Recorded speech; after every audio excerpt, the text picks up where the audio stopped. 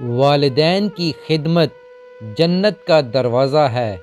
خوش نصیب لوگ اس دروازے کو زندگی میں اور بد نصیب ان کی موت کے بعد ڈھونڈنے کی کوشش کرتے ہیں۔ آپ کے والد کی ہر چیز مقدس ہے، یہاں تک کہ جوتے بھی، جس کو دروازے کے سامنے رکھ کر آپ کو تحفظ کا احساس ہوتا ہے۔ وفا کرنی ہے تو ماں باپ سے کرو، یہ دنیا آپ سے تبھی پیار کرے گی جب آپ کے پاس دنیا والوں کے لیے کچھ ہوگا۔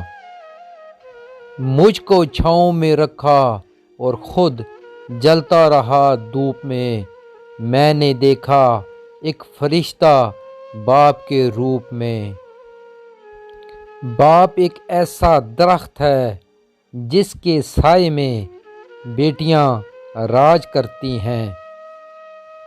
گزرے گی یہ عید اداسیوں میں، ماتھا چوم کے عید مبارک کہنے والا باپ جو پاس نہیں۔ دھوپ میں باپ اور چولہے پہ ماں جلتی ہے، پھر جا کر اولاد پلتی ہے۔ مانا کہ محبت پوری نہیں ہے، لیکن ماں باپ سے زیادہ ضروری بھی نہیں ہے۔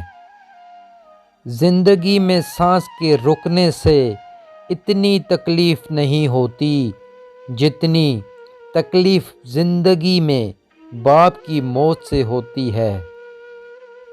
میں یوں ہی کہتا رہا اسے بے وفا، لیکن اسے بیٹی ہونے کا فرض بھی نبھانا تھا۔ مانا کہ اس نے وعدہ کیا تھا ساتھ چلنے کا، مگر اسے چلنا بھی تو اس کے باپ نے سکھایا تھا۔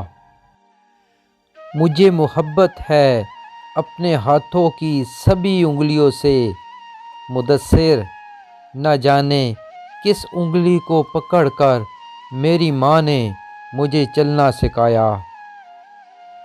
اب بھی زندہ ہے ماں میری، مجھے کچھ نہیں ہوگا۔